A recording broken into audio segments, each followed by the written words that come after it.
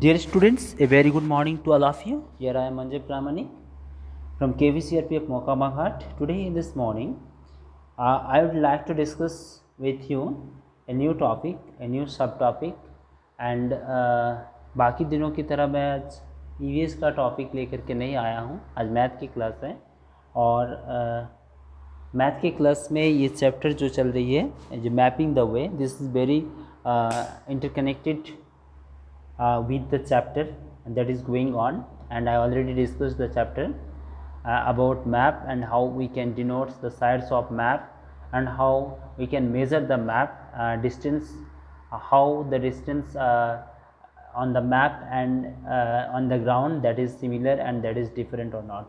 So all this regarding the map I already discussed in live class and a YouTube video already provided to you.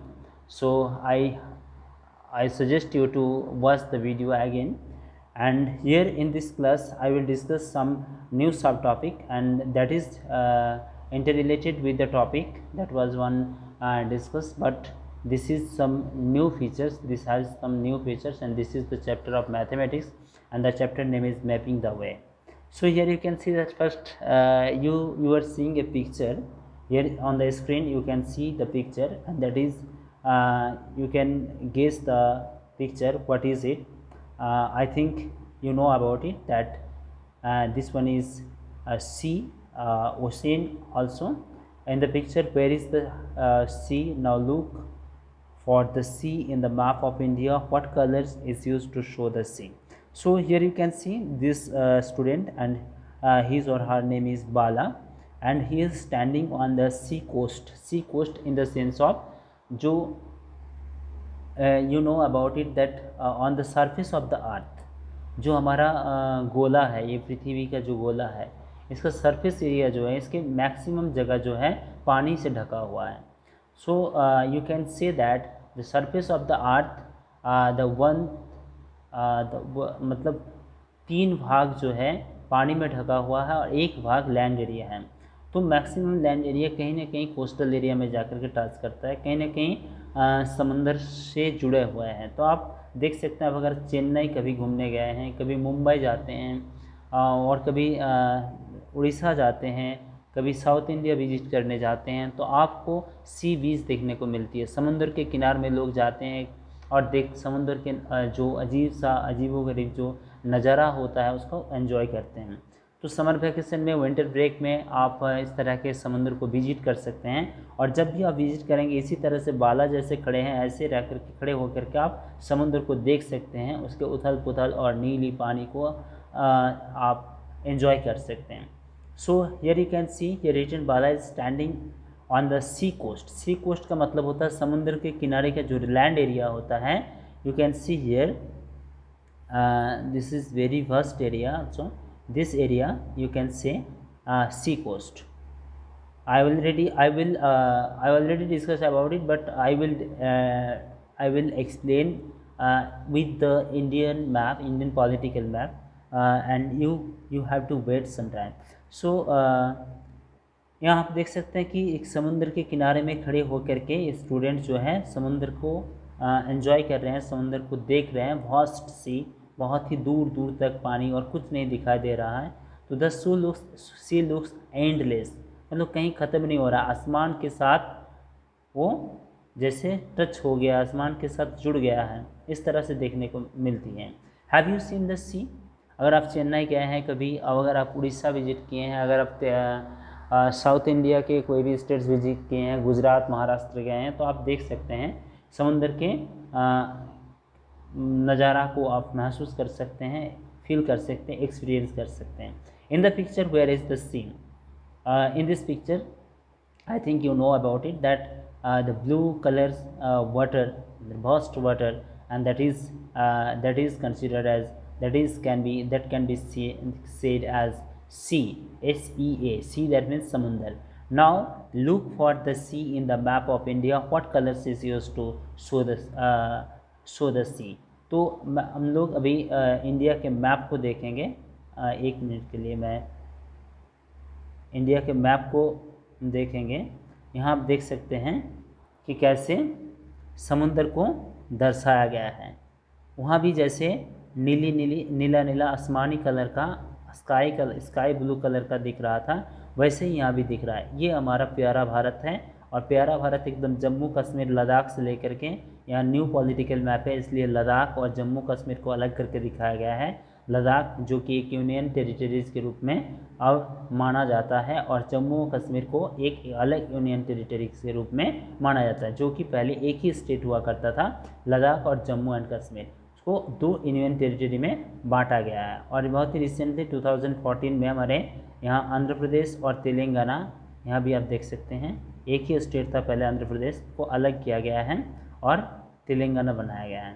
तो आप देख सकते हैं कि ये हमारा प्यारा भारत है, और ऊपर से नीचे तक ये आप देख सकते हैं इधर हमारे जो पड़ोसी नेबरिंग कंट्रीज है, जैसे कि यहाँ चाइना है, के साथ हमारे बॉर्डर को लेकर के मतलब चलते रहता है कुछ ना कुछ।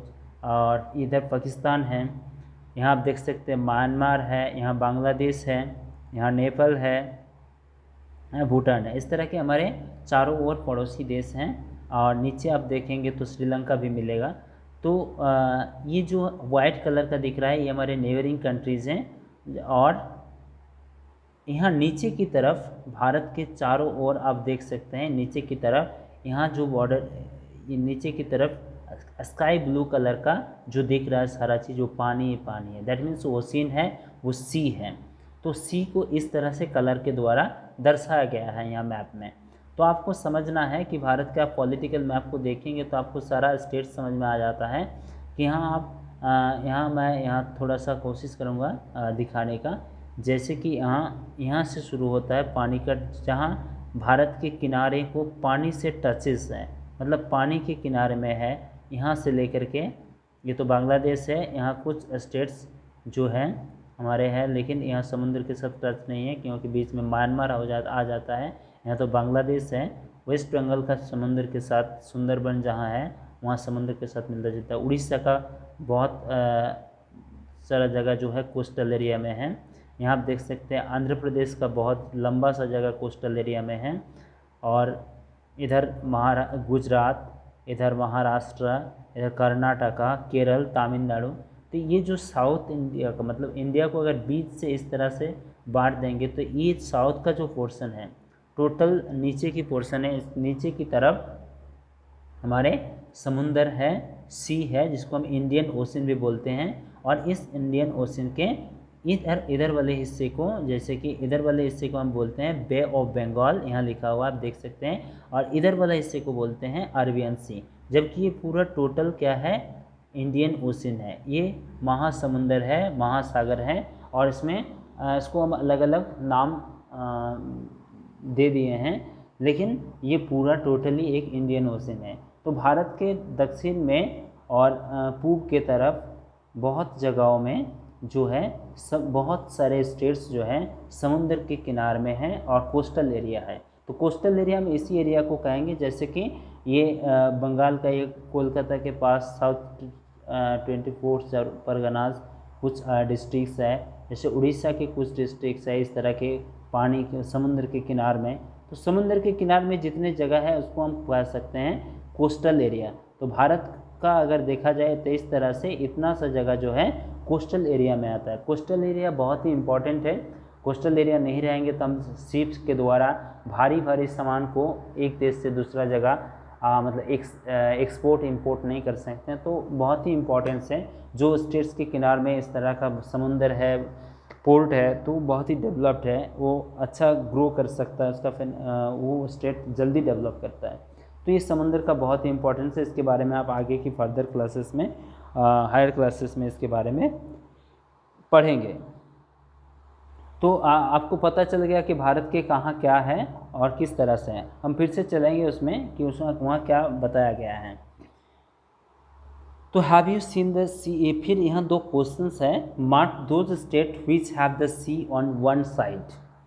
तो मैं अभी दिखाया हूँ इंडिया के मैप को, उस हिसाब से आप इंडिया को मैप को आपको ले लेना है, और या फिर आप खुद से ड्राइंग कर सकते हैं। ड्राइंग करके आपको उस स्टेट को मार्क करनी है जो समुद्र के किनारे में है, जिसका एक साइड समुद्र को टच करता है। मैं फिर से मानचित्र को दिखा रहा हूँ। यहाँ आपको स्टेट्स को समझना है, पॉलिटिकल मैप आप ले लीजिएगा, फिर आप खुद से देख करके मोबाइल से डाउनलोड करके उसको देख करके आप यहाँ मोबाइल वीडियो देखते वक्त आप इसको स्क्रीनशॉट करके भी इससे भी आप बना सकते हैं खुद से।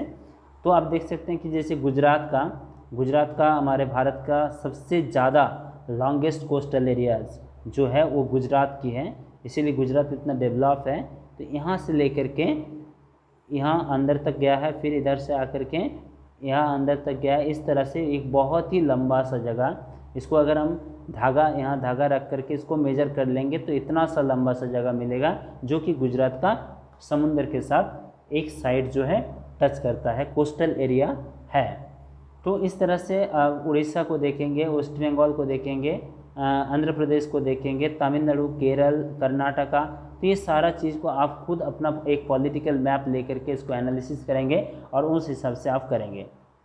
नेक्स्ट क्या पूछा गया है, यहाँ पूछा गया है कि name one state which does not have the sea on any side. फिर से आप मैप को विजिट करेंगे और यहाँ आप देखेंगे एक ऐसा स्टेट जहाँ एक भी साइड समुद्र के पानी को टच नहीं करता है। तो यहाँ बहुत सारे स्टेट्स आपको मिल जाएंगे, आप इसमें से देखेंगे और खुद से करेंगे। मैं फिर से उस चैप्टर पेज में जाता हूँ किताब के। यहाँ फाइंड आउट में कुछ कहा गया है कि look for different map, compare the different scales used in local area map, A map of India and a world map. तो आपको डिफरेंट मैप कलेक्ट करना है, जैसे कि वर्ल्ड मैप और इंडिया का मैप तो आपको मिल जाएगा मार्केट से भी, और आप डाउनलोड करके खुद भी बना सकते हैं। और लोकल मैप जैसे कि आपका मुआवजा जो होता है, जैसे कि ज़मीन का जो नक्शा होता है हर गांव का, हर मोहल्ले का, हर ब्लॉक का, हर डिस्ट्रिक्ट का, तो ये इसको भी हम लोकल मैप कह सकते हैं। तो लोकल मैप तो हाथ में मिलना मुश्किल है। आप हमारे जो ग्रुप सेंटर के बच्चे हैं, वो ग्रुप सेंटर के अंदर क्वार्टर गार्ड के पास एक मानचित्र है, उस मानचित्र का गो थ्रू कर सकते हैं, स्टडी कर सकते हैं। तब डिफरेंट मैप को देखेंगे, उसका जो डिफरेंट स्किल्स दिया होता है। और इसके बारे में मैं बताया था पिछले वीडियो में कि this one was already discussed about it that the map is the miniature of A landform. जो बहुत ही बड़ा लैंड एक एरिया है, उसके अंदर नदी है, पहाड़ है, जो भी है, तो इतना बड़ा एरिया को हम छोटे से जगह के अंदर दर्शाते हैं समझने के लिए। तो एक मिनिएचर फॉर्म है। तो मिनिएचर फॉर्म जितना बड़ा एरिया को हम छोटे जगह में दिखाएंगे उतना मैप के अंदर जो भी हम देखेंगे, जैसे कि हम इंडिया के मैप को देख रहे हैं, तो इंडिया एक इतना एरिया में फैला हुआ इतना बड़ा देश है, तो उसका 1 सेंटीमीटर का मतलब बहुत ज़्यादा होगा। अगर हम ग्रुप सेंटर का मैप को देख रहे हैं तो यहाँ 1 सेंटीमीटर का मतलब हो सकता है 50 मीटर हो, 60 मीटर हो, है ना। जैसे गोलकुंडा फोर्ट के बारे में हम पढ़े थे ईवीएस में, उसमें 1 centimetre that means on the ground 110 metre.